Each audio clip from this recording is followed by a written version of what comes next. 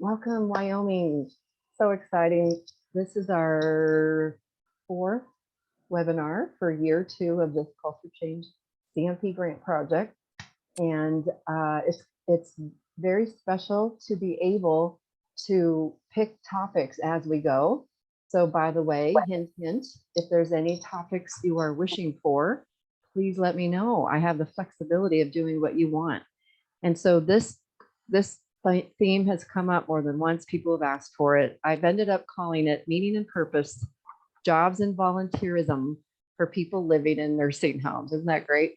And if you could please put in the chat box who you are, where you're from, and more importantly, what ideas or questions or comments do you already have going into this topic, if any, and then certainly by the end of this, okay? And we have a couple guest speakers today, and I'll introduce them as we go. Always want to thank your state survey agency, Laura Hudspeth and her team. They approved this grant. Your CMS Region 10 out of Denver approved it. Technically, it's called Implementing Culture Change Throughout Wyoming, Affecting Resident-Directed Living. How do you like that language? And team member retention. To be honest, as you change institutional culture, research bears it out that people want to live there and want to work there. And so in general, changing culture has all the outcomes we're all looking for. And it's my honor to get to share them with you. So here we go, looking at jobs and volunteerism. I have a story out of Florida. I have a grant in Florida. And recently I heard this story from the administrator that Eric right here, who gave permission for us to see him and meet him, lives at Orchid Cove of Naples. Isn't that fun, in Florida? And he came in and said to the administrator, I want a job. I want an administrative job because my dad taught me how to do administrative work and I'm good. Isn't that great? And the administrator wasted no time and gave him the job right away. I love that. And so you can kind of tell, what does he do? File things, uses the 3-ring hole puncher. What a gift, right? And I love this quote. The administrator has told me more than once. He comes every day, sometimes early, but never late. Isn't that great? So that's Eric, who asked for a job. Now, is he paid for it with money? Nope. But once a week, he and the administrator go to the vending machine and he's happy to pick something out of the vending machine. And so we'll talk about all those different ways that people could be paid or not paid. And I'm going to show you the regulations as well. So that's one story. Here's another story. 2 pictures follow this. The grant I do in Florida is called Proactive Practices to Prevent Falls. And for 12 months, in fact, we just finished 2 hours ago, a 3-year grant project. And here's just one home in the second year. Look at this. The first month of the project, they had 23 falls per month. By almost the last month of the project, they were down to 16. And I've seen even bigger increments than that. But here's one thing they did that ties into today's theme. They gave people who wanted them purposeful jobs, they called them. So one person is the lead for cleaning and setting dining room tables. And one resident feeds the turtle daily, and they've noticed she had fewer falls.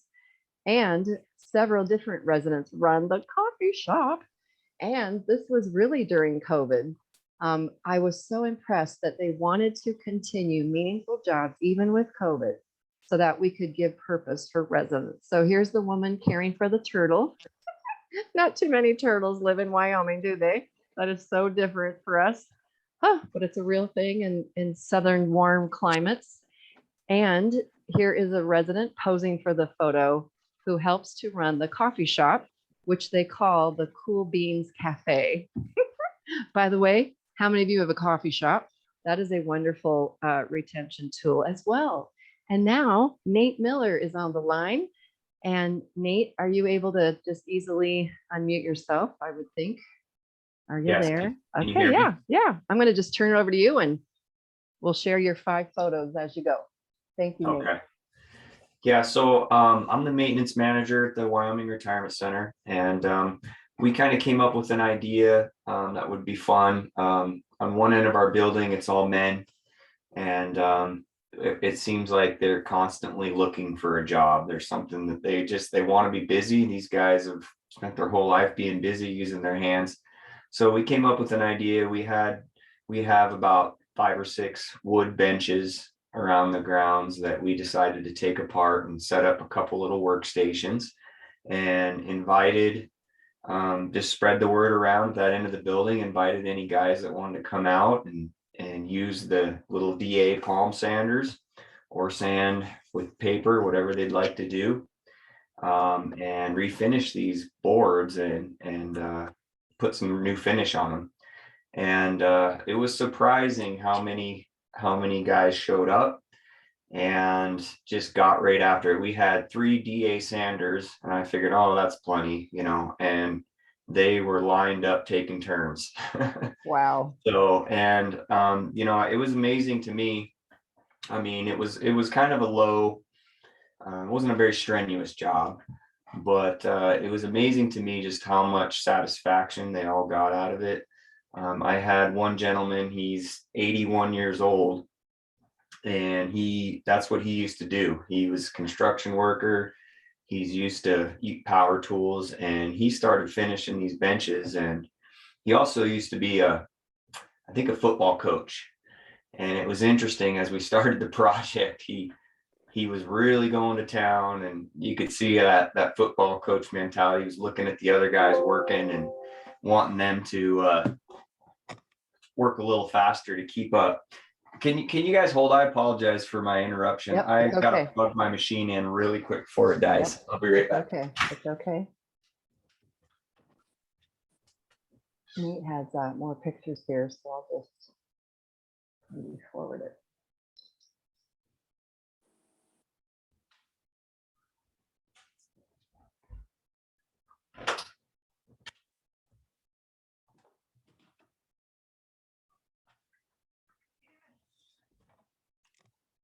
Okay, sorry about that. Okay.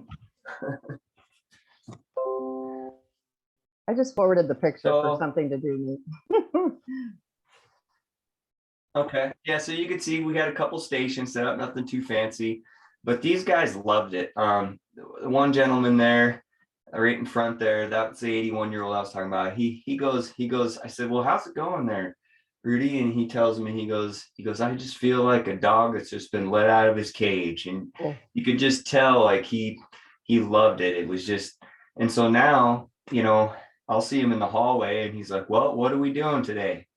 And Yep. things have been really crazy at work right now, so it's been hard to find things. But I think that the more we can brainstorm ideas, and these guys, they love it. And he's a prime example of one.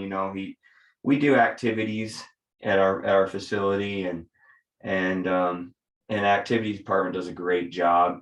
Some of these guys, though, they want a job to do with their hands. One guy was helping us refinish the boards, and so we were having a nice little discussion with him.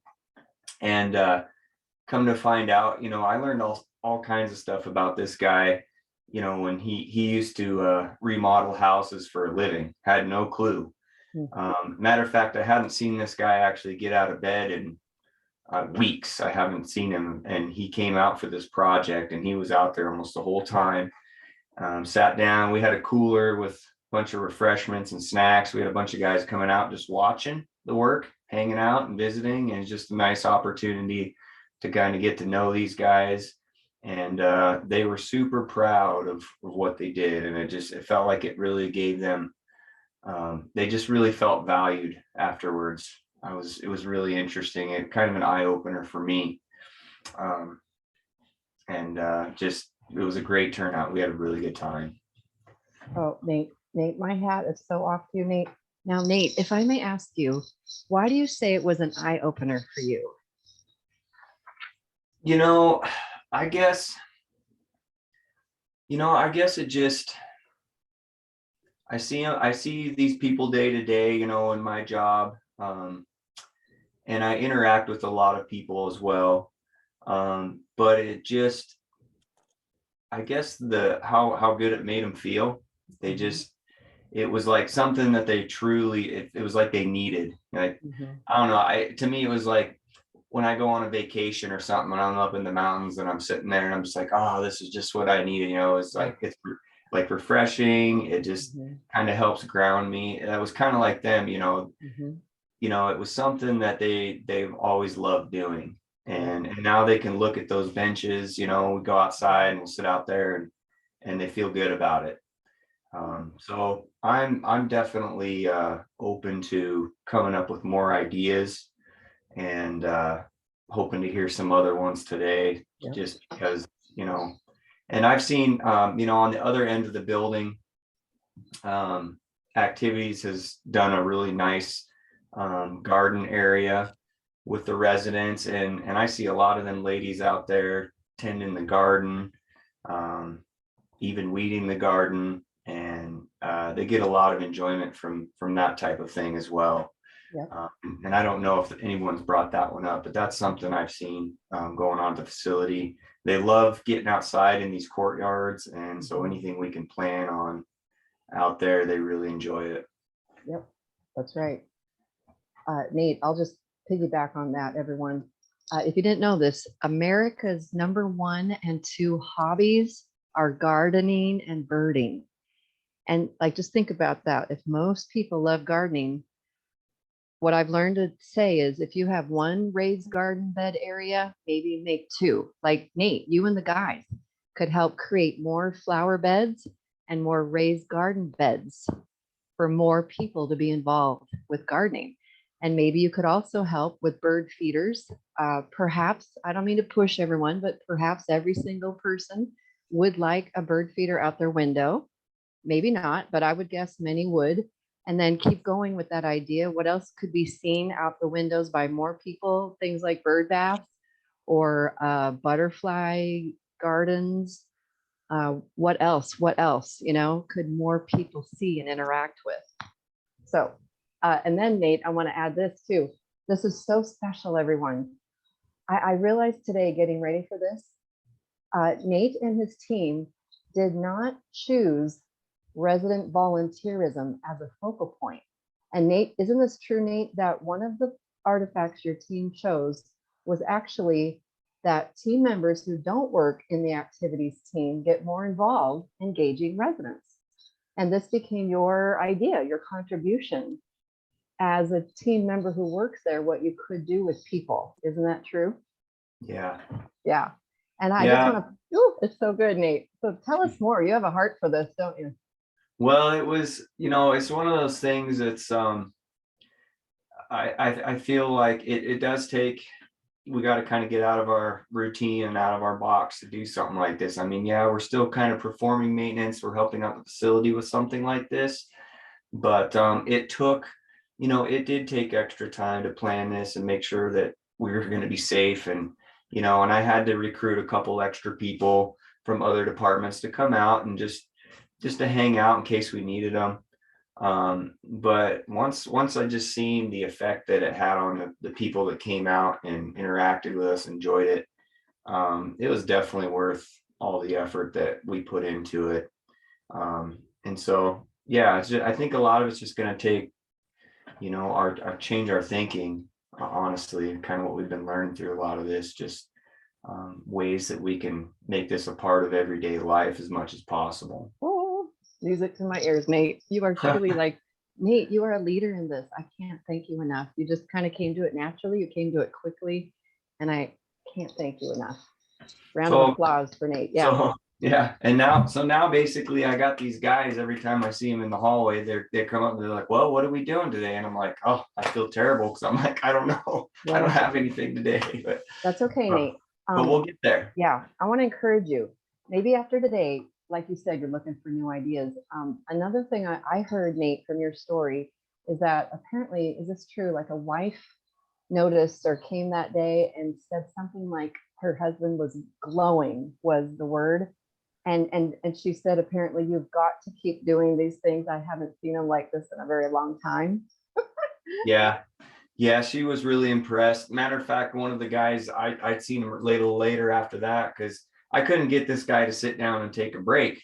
And I was getting nervous about it because, it was getting pretty warm out. We did it a little earlier before it got super hot, but So finally got him in there to go have lunch, and I walked by the cafeteria, the dining area, and he's out there just socializing. At one point, I seen him just kind of doing a little dance, and but you could tell he was elevated. His mood was just, he was super happy and excited about the whole day. And so, I think that's a huge contrast from what we see day to day, just in our normal interactions. Yep. So if we can give that to them, then yeah, it's definitely worth it. Yes. And the theme here, everyone, is this is real life. We've got to stop giving what's not real life and notice the impact. So hats off to you again. I'm going to invite Brittany Hull to unmute herself and let you know what life is happening along these lines at Life Care of Casper. Hi, guys. Hi, Brittany. So we've always had a few people who would like to help with things, but since we've started, the Culture Change Grant and been pushing those things harder here, the little lady in the photo, her name is Maruha.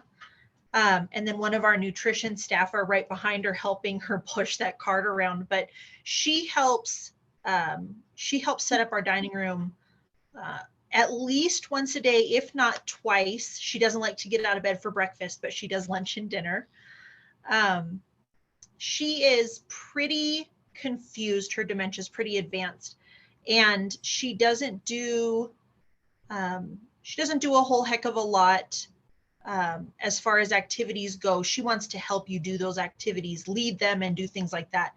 She likes to push wheelchairs. She so a lot of the staff, we've had a lot of trouble with her behavior. They'll say she's being naughty, she's frustrated today, and she's mad because there's a little bit of a language barrier, but she wants to help. She thinks she works here, and so they were telling her, no, you can't push that wheelchair, you can't do that, you have to work here, you need, and they point to their name badge, and she gets really frustrated. And so our simple intervention was to get her started, helping in areas where she can help and giving her purpose. And since then, most of those behaviors have gone away. She just needed direction. She needed help. And so she's very, very successful in her tasks. We have another lady who she didn't want to help in the kitchen necessarily or in our ice cream shop. So she asked if she could fold towels. So 2 times a day, 5 days a week, she goes down and she folds towels with our laundry staff. Wonderful. We have a couple of ladies who go in and run our ice cream / coffee shop, serve ice cream, bake cookies, make popcorn, all kinds of different things like that. And like Nate was saying, they light up. The purpose is having that purpose and feeling like they contribute to their community makes them feel so much better about themselves and being here instead of at home. Awesome. Do you have someone disinfecting bingo cards, I think? Oh, yes, we do have a couple. We have, it varies, but yes, they help disinfect bingo cards. They help cut everything out for our bulletin boards around the building. You name it, they will help me. Wow. And then Brittany, speaking of that, haven't you made a point to actually look at the language and not refer to it as helping? Because it's like, they're not helping us, they live here. Yes, they contribute when we talk to them about it, or when we, in community council or in a team meeting, we talk about their job or their, they're not helping in the kitchen, they're preparing dessert. Well, so that the approach is better. Yeah. I mean, look at that language, everyone. That's what we're getting at. These are not activities. Notice how it's almost like we stumble over the words, right? And I want to encourage everyone listening to move with us past the use of the word activities. Because see, we might be tempted to call this an activity, and it's fine, the word's fine. But in our long-term world, the word activities, we all kind of know there's like a stereotype, right, of what we're talking about, a group activity. And so what we've kind of learned about language is that word is failing us. It's funny. I'm proud of having been an activity director, a professional, a teacher, but the words fail us. So I would love to invite all of you to keep finding words that depict real life. And you don't need to put quotes around it. You don't need to put, oh, she's, I see this sometimes. We get nervous, right? This is a job, quote unquote, right? Or this is just a little activity. We get nervous when it's real standing of the real benches outside, you know? So just encouragement. I also have heard you, Brittany, say, we're also not entertaining them. And No. This is not a cooking activity. This is making whatever, you know, preparing the snack, like you said. Now, on that note, Brittany, your story is also unique, that the artifact your team chose was residents are actually supported in preparing and serving food, everyone. Real food for the real meals, for the real people, not just an activity cooking group. Is that right, Brittany? Yes, they help make, well, they help, I'm gonna say that. They make, It's they okay. make I do it too. They make sandwiches with our nutrition staff. They help prepare our desserts. Sometimes they help, you know, when they make rolls, they'll go in and Crisco up their hands and Good. roll rolls. Just depends on the day. Good. But yes, they go in and they help with aspects of the meal. When we took this to our this artifact to our regional people for our corporate office, they were pretty hesitant. I think they envisioned me giving everyone a knife and saying, here, go cut steak. Mm-hmm. And, you know, after talking about it and working things out, we came up with a pretty good list of things that they could do. Mm-hmm. Ooh, kudos to you, Brittany. I just can't help but notice this, everyone. The focal point was not volunteerism, see? It was not jobs, it was helping make food. And just like Nate's story, the focus was involving all team members to engage in life. And this is where it came to. I find that interesting, meaning and purpose. And Pam Schrecker, are you on the line? I believe you are. And let's see if you can unmute yourself. Hi. Hi, Pam. Thanks. She's here. And will you please share your story? Thank you, Pam. Okay, well, we have quite a few things that we do there at the Star Valley Care Center for the to promote the residents' ability to serve and to have a meaningful job to do. And this is a picture here of one of our ladies who one of the big parts of her life is to be able to help me do my end of the month tasks. You can see here we have a big activity calendar that we put outside our dining room, and she adores putting those sheets in, and she decorates windows. And so it's been kind of a very I mean, she's very possessive of that. So that is her purpose and her job, and she loves doing it. She changes all the orientation calendars, and she's very, very faithful doing that. So it's been a really neat thing for her, and we'd love to have some of the others help her with it, but that is her job. That's okay. Let's see. And yeah, go ahead. is there the next picture? Is there other pictures? Yeah. You can't see it, I guess. You have also a person who helps disinfect bingo cards, I think. Oh yeah, there's a picture of her doing that, and that is very important to her. She too, every time we play, she wants to make sure that is her job, and she takes great pride in that. Beautiful. And then I have those pictures, Pam, of the beautiful flowers, garden, hydro. Yes, yeah. It was really cool this morning. I just got an email from my aid, the planter, we replanted it and took a lot of the plants out. And the gal who volunteered to take care of it, she said, I'm done. I don't want to do that anymore. And so we took it back over again. And I got a text this morning saying, oh, by the way, she just planted some new flowers in there. And she wanted to make sure we didn't pull them up so that we would think they were weeds. So she's getting back into that again. Oh, Pam. We had a gentleman who said he just moved in, and his favorite thing was gardening. So I did send you pictures, but it was too late. Oh, sorry. Anyway, he got out there and he planted our portable planters outside and just had a ball. It was very meaningful to him. Mhm. Good. So I want to draw out something Pam just alluded to, everyone. In the beginning of our time getting to work together, Pam's team was in year 1 of this project. And at the beginning, Pam, isn't it true, this particular woman you're talking about really got into the plants? And I think you also used the word glow, that she was glowing. Yes, Is that right? it is true. And that, isn't that interesting, everyone? The word glowing came up at Star Valley with a woman tending to the plants, and it also came up by a wife of a man who was busy standing with Nate. I just find that interesting, okay?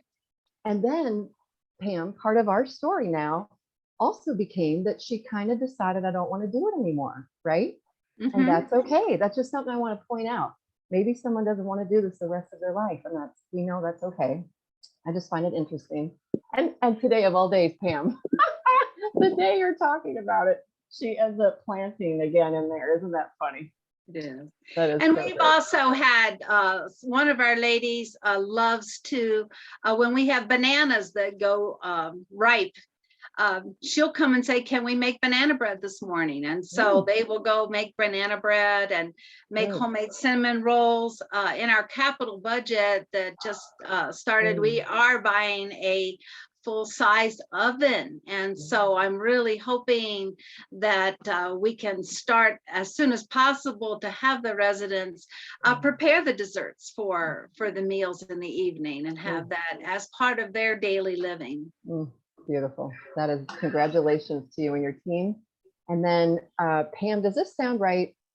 I do believe your team did actually choose this artifact where you did go after volunteerism, residents engaged in volunteerism if they wanted to. Does that sound Yes, right? that is correct. Yeah. And then during their journey, everyone, we realized there's another artifact that we were bumping into, and that is to get that on the care plan.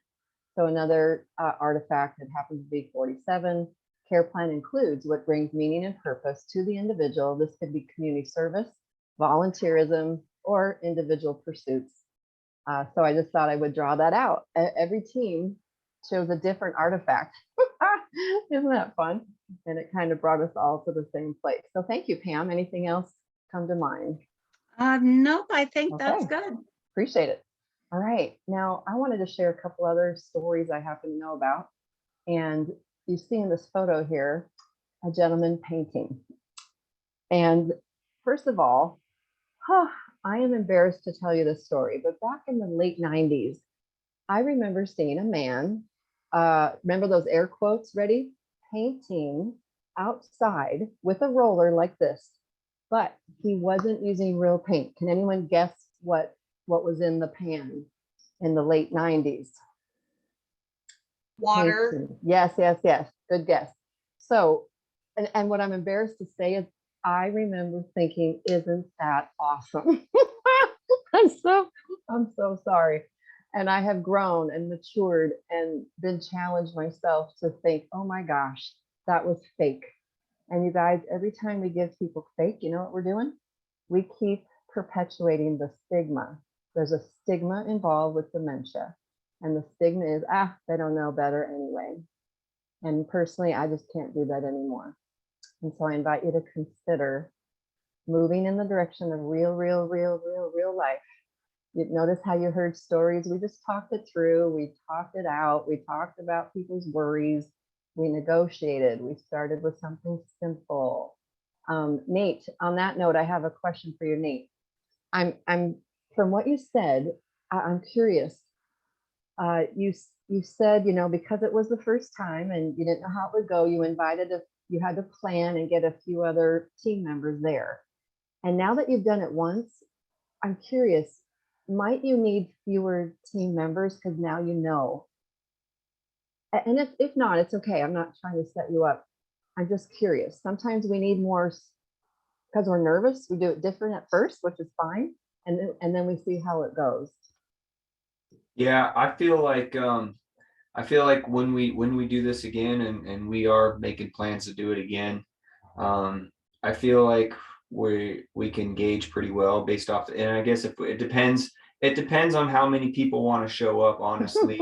Yeah. And I'm willing to bet that True. if we do it again, more guys are going to show up. Yeah. Because there was a lot that came out and just kind of cruised by and sat in the shade, had some refreshments and watched. But I think next time they'll show up more. But yeah, I think now that I've kind of done it once, though, I think it'll definitely be a lot easier next time. I was nervous, honestly.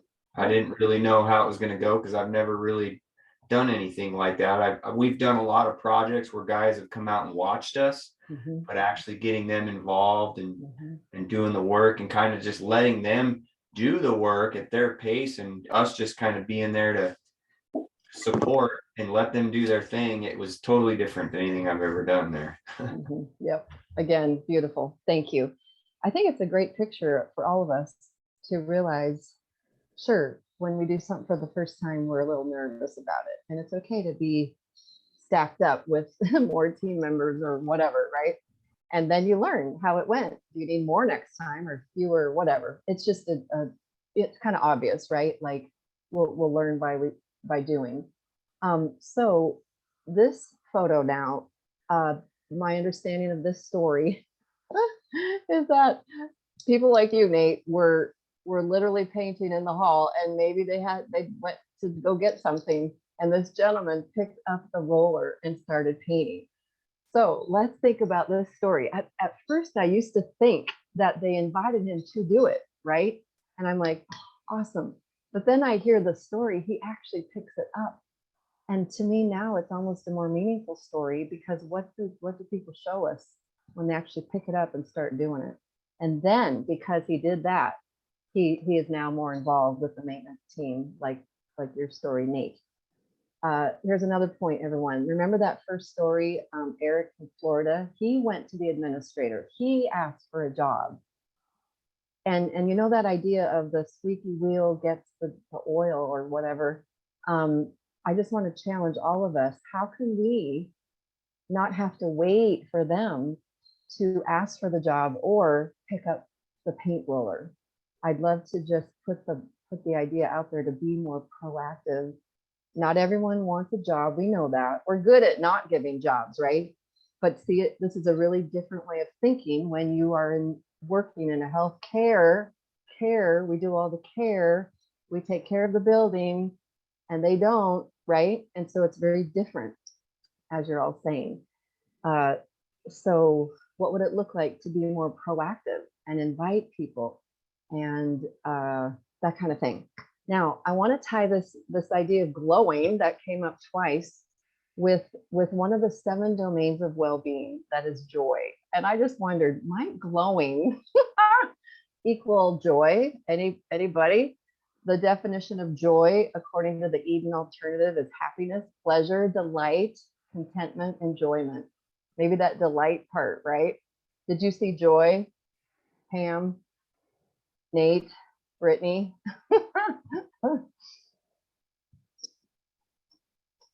Kind of fun. Yeah. I think they do. They're very happy to help and have a purpose and be able to contribute.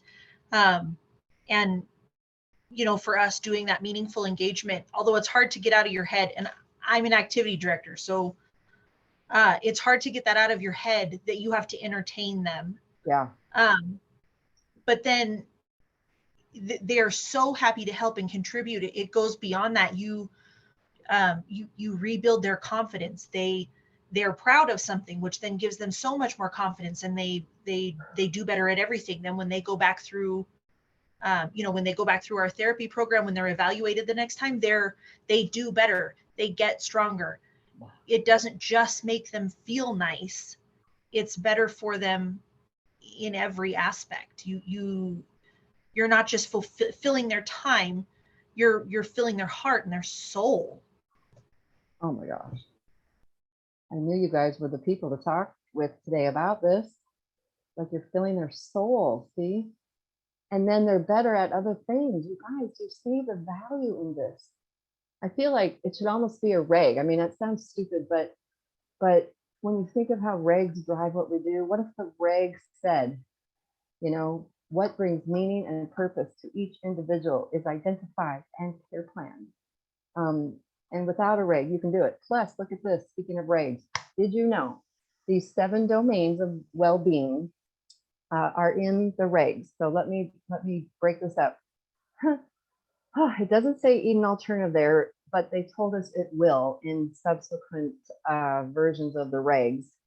And they did a typo. They put wellness there, but it's really well-being. So these are the 7 domains of well-being defined by the Eden alternative. And somehow they got put into the intent of the tag 679 activities. And to be honest, nobody knew it. We happened to fumble upon this after the regs came out in 2016. And so I just love showing this to people. If it's in the regs, maybe you could take that and run with it, lean into it a little bit more. So the 7 domains, I don't have time to go into them right now. However, we could also do this on a webinar, by the way. Let me know if you like this idea. It's so good to take time and look at each one. Security, autonomy, growth, connectedness, identity, joy, and meaning. And so there's meaning. So actually the regs do tell us to know what brings people meaning, and meaning and purpose often go together. So in the regs. Now, if you love this stuff, here's where to go. Oh, first of all, I'm sorry, there's a free white paper at the Eden Alternative website. I should have put that there, just now thought of it. My fault. If we do a whole hour on it though, it'll be there. And then the other, really the other only resource is a book that Dr. Al Power wrote. And each chapter is one of these 7 domains of well-being. He is a board member of the Eden Alternative all these years and a physician. And he's a voice for changing culture, especially for people living with dementia. You've probably heard of his first book was Dementia Beyond Drugs. And then this one is Dementia Beyond Disease, Enhancing Well-Being. And if you just take a faraway look at that triangle, he noticed it's kind of like Maslow's hierarchy of needs. And apparently he's gotten a lot of flack for this. So don't put too much stock into what's first and what's second, but it's the idea that maybe some of them are more grounding, like identity. Ideally, we really know who this person is, right? And then as we move up to give choices like autonomy, we move up to find out what brings them meaning, like every story you've heard. Oh my gosh, how about growth? And then perhaps look at what we're talking about. We've heard it in different ways. Joy seems to be kind of like a pinnacle, kind of like Maslow's self-actualization. And before I forget, another powerful story, I don't have it on a slide, but it ties into identity and knowing someone very well. And it ties into volunteerism and jobs. And so a story out of Minnesota, I got to spend a week in a household nursing home. You guys have one household nursing home actually, and it's St. John's Living. And so in like the greenhouses are separate houses serving people who live in nursing homes. The households are separate households, but they're connected. It's sort of like, it typically is the old nursing home model remodeled into households. So you have private rooms, you have dining room, you have living room. It's a house, but they call them households and they're connected. Anyway, here's what I saw in one of the households one day. I saw team members invite Charlie to vacuum. Hey, Charlie, would you like to vacuum? And here's what Charlie said. Ready? You got to hear this. Ready? Charlie said, now, Could anyone tell me, please unmute yourselves? What do you think means? Or in the chat box.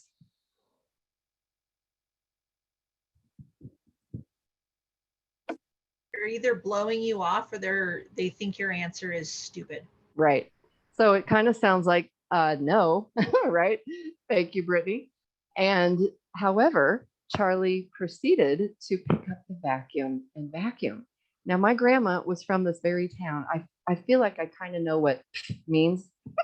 I can hear my grandma saying, don't you young people know how to vacuum? But it didn't mean no. And that's the point. See, we don't know Charlie, and they do. And they knew within his identity, he got a lot of meaning and purpose out of vacuuming. Oh, I love that story. And there's someone vacuuming, by the way. So whether you're a household model or not, can residents vacuum? Yes. Can they help with maintenance? Yes. Can they help make food? Yes. Now, do you have to be careful? Yes. Do you have to have them use good infection control? Yes. It's all yes. And sadly, in our institutional history, we just never get to yes. We always say no. And so I love just boiling it down to easy. I was a surveyor, everyone, right? And here's how I've learned to say it. If I pick my nose, don't ask me to set the table. That's it. I could probably do other things though. I could clear the table probably, you see? It's that easy. Look at each individual, what they're capable of doing. Brittany's story of, Brittany's story of Maruha, who lives with dementia. Like, look at that. They're supporting her to be successful. It's beautiful. I have a beautiful story to tell you all. I wish I had a picture. I don't have permission. You can go find it if you want. It's in Arizona. Guess what? Somehow this memory care, someone working there caught wind of some kittens needing to be fostered. So somehow she brought them to the memory care. And there are pictures of people with dementia bottle feeding kittens. And then here's what else you'll hear in that story. You all know how often an infant, whatever, needs to be fed, about every 2 hours. Guess who was getting up apparently in the middle of the night to feed the kittens? And now I could cry because that certainly is meaning and purpose. And another thing I feel like we all need to remember is they have a lot of time on their hands. No wonder many are interested in doing more. Think how boring it must get. That's that's nothing against you or me, Brittany, working in the field of activities. We know people get bored. It's kind of a backward system. None of us can help people be engaged 24/7. So we know people get bored. And if you think about what do they have to do? What do they have to do? Nothing. They don't have to vacuum. They don't have to make lunch. They don't have to go to the store. And to be another thing, like Brittany, you brought up that your team will talk about behaviors. I am using air quotes now because we feel in our culture change movement, it's not fair to call them behaviors. If you're so bored, you're upset. Is it fair to call the behavior? If you're mad that you're locked in a locked environment, is it fair to call the behavior? You and I are going to be mad to be locked up.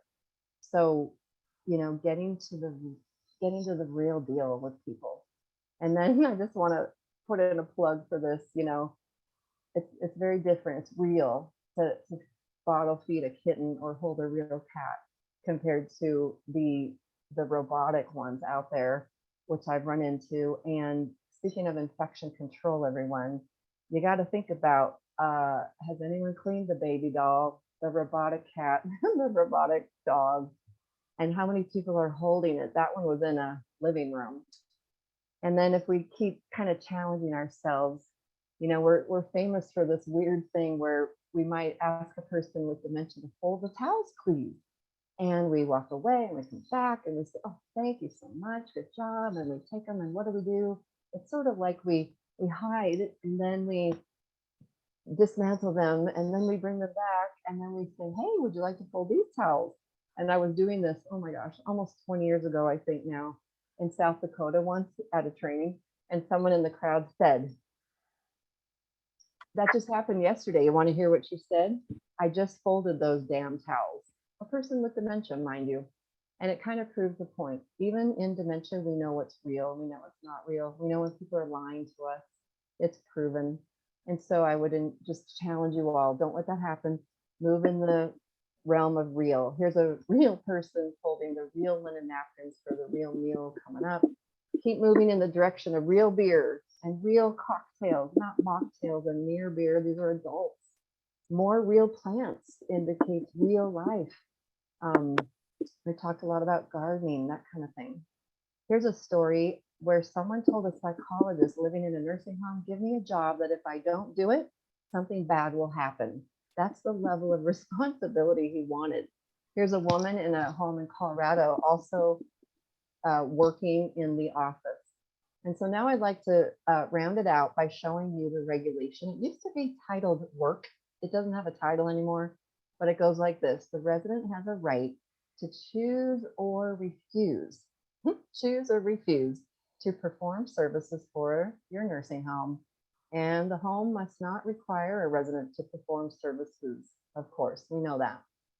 The resident may perform services if he or she chooses when. 1, 2, 3, 4.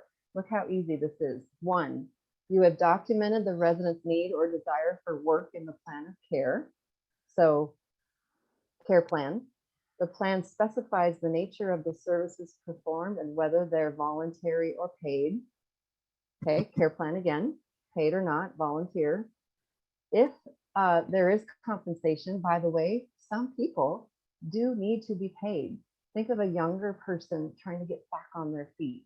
I've run into this in some nursing homes. They do need a real job and they're really paid. And then it says that if they're paid, it needs to be at or above prevailing rates. And lastly, the resident agrees to this arrangement described in the care plan. I've always felt like this is a very well-written, what's that called? Self-explanatory regulation. If you get nervous, oh, they're vacuuming. Staff would otherwise vacuum. Are they working? Can we do that? Just go here, go read it. And basically you would make sure it's on the care plan that Charlie loves to vacuum, even though he might look like he doesn't, because he'll say, if you ask him. Prevailing rate is the wage paid to the majority of workers in the community surrounding your home for the same type, quality, quantity of work requiring comparable skills. Under guidance, all work or services provided by a resident, whether voluntary or paid, must be part of the care plan. Any work assignment must be agreed to and negotiated by resident or representative. Resident also has the right to refuse, and we know that, at any time. Residents' requests to work or perform services should be discussed by the team and clinically and psychologically appropriate for the person. Now, a little bit more to surveyors under procedures through interviews with residents or representatives and staff. Surveyors determine if residents were given a choice as to whether or not they were willing to perform services. See, I think in our nursing home past, maybe some people were being forced to work. I don't know. Where else would this come from? During observations, note whether residents are engaged in performing these services, such as housekeeping, laundry, meal setup. Ooh, we mentioned all these today. Review the resident's care plan to ensure it includes the nature of the services to be provided, including the resident's desire to do so, and the objectives for this arrangement, and whether they are provided voluntarily or paid. And last but not least, examples of non-compliance may include resident or rep did not agree to these work arrangements. Resident's care plan does not specify the nature of the services provided or whether or not they're voluntary or paid, or compensation is not at or above prevailing rates. So I don't want to make you nervous by that, everyone. Just care plan what's happening. Care plan that the guys are loving doing this. They're asking for more. Care plan that you know what people are showing you or asking you and agreeing to do. And you could, I suppose, make sure you're okay volunteering doing this, right? Or do you want to be paid? Like, let's not write it off. But if someone does want to be paid, I just love reminding you that could be a possibility. Don't shy away from it. And then I love culminating here that every single person who lives in a nursing home does have something to give. And here's what I want to get at. Let's say you serve someone who doesn't talk much, or the dementia prevents it from making sense, or stroke. And to keep thinking, and what does that person also give? So an example I run into recently, Carla loves to give hugs. So if you like to hug, let's say this is on the care plan. If you like to hug, give her one every time you see her, beat her to it. It'll warm her heart. And if you're not a big hugger, at least know she might try to give you one. Please accept it if that's okay. And if you're really not comfortable, you can politely tell her. And that's just my attempt to encourage all of us to keep going after this, even if someone is not outside standing benches, is not in the dining room, is a little bit less able, but they also still have a lot to give. So in the chat box, if you guys could help me for the grant, sake of the grant, could you please put your knowledge of this topic today, meaning and purpose, jobs and volunteerism in a nursing home, your knowledge before and your knowledge after. It's just what the grant asks for on a scale of 1 to 5. And do any of you have any big ideas or questions or comments?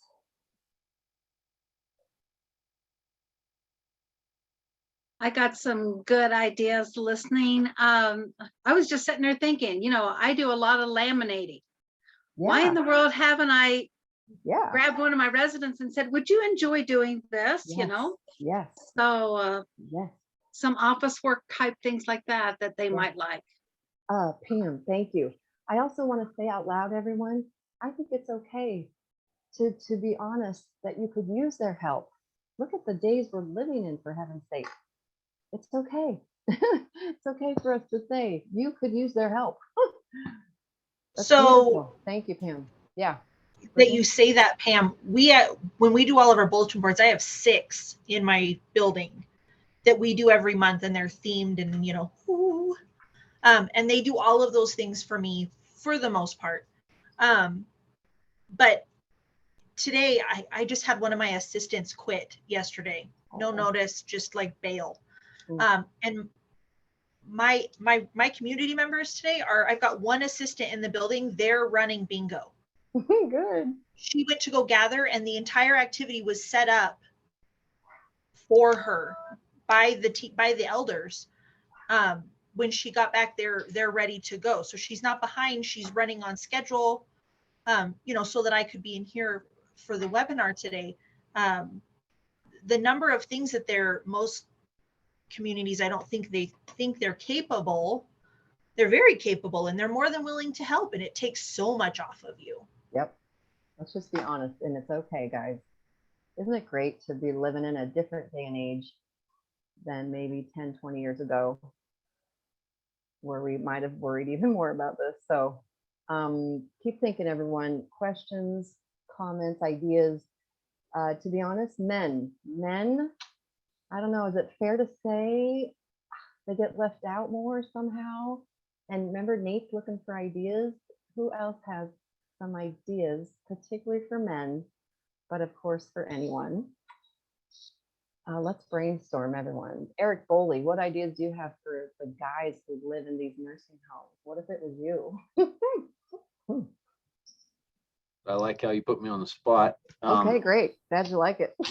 Well, I think one of the things is that a lot of our nursing homes predominantly are staffed by women, and it's just the nature of the beast. And so it's difficult sometimes for there to be for them to relate to the men. And men are kind of solitary, and as they get older, they're more of a curmudgeon.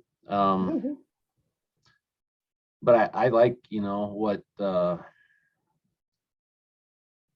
what was done at the retirement center. I think finding projects and things for them to do, really digging into what their habits and what their pastime used to be when they were living independently, and then trying to meet those and bringing other men into the facility And that's where volunteerism comes in, not just from the residents or the elders, but from the community. When we were at South Lincoln, we used to have some older guys that come in and play poker and stuff with the men, and our maintenance crew was pretty good at trying to find things for some of ours. And I would also venture, and I don't know what the statistics look like anymore, but I would imagine that there's a higher population of women in our long-term care facilities than there are men. It just seems to be how it is. Guys die earlier, and because we eat bad and we do stupid things. But and so I think it's harder to relate sometimes too. It's just, so anyway, just some thoughts. Yeah, But thank you. Yeah. Well, and Eric, I know you're a big hunter. Nate, maybe you are. I don't know the answer, but I bet there's something there missing for men. Oh, everyone in Florida, one of the therapy teams found a laser game, like you're holding kind of a gun that you're shooting at. Hang on, it's not real. I'm sorry. I'm really about real, but it creates an opportunity to practice this fine motor skills, and people, the guys especially, love shooting at the cans, basically. And then, like, I've moved to Indiana now, and Indiana is basically a forest. I don't know if any of you knew that. I did not. And we have neighbors that literally sit on their back porch and watch for the deer when it's season to do that. And I don't know. I just feel like, who else is wishing for something along those lines? Hang on, Carmen. Yeah. Because I actually know, because I've talked to Dawn, the activities director in Nate's community, they have archery targets that they drive up and down the halls or through their dining room. Wow. And they shoot at them. Perfect. There it is. And we do the same thing. We dress up as deer and let them shoot us. Wow. And then for our men, it's taken them a little bit to get the grasp, but because we have so many hunters, we have a Wii. Yes. And they hunt on the Wii, and they Good. have a blast. Yes. Good. There's ways. Thank you, Brittany. Well, guys, if we just run through vacuuming, like there's a big one. Just think that through, talk with your team. Are some people maybe interested? Are the vacuums too big? I don't know, maybe not. Could we get different vacuums? Then you move towards other housekeeping.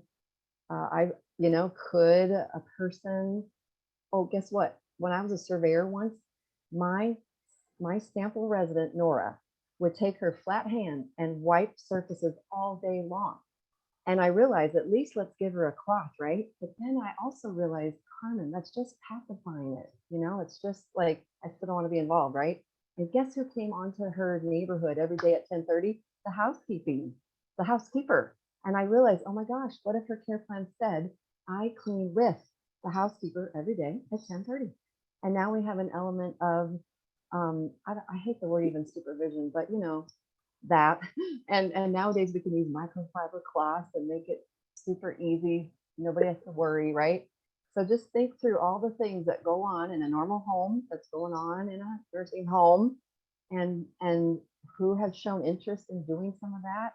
And even if not, could you start asking people, do you have any interest in doing any of this? And I really appreciate, Nate, that you're translating that into maintenance and plant operations as much as you can. I also had a sample resident years ago. His name was Lucky, everyone. I know we're about done. And he told me, he goes, I don't go to any of those activities. I'm an electrician. And I thought, wow, what if his care plan said, the maintenance guys let me know whenever there's an electrical issue, and they bring me in, and I at least give them some input.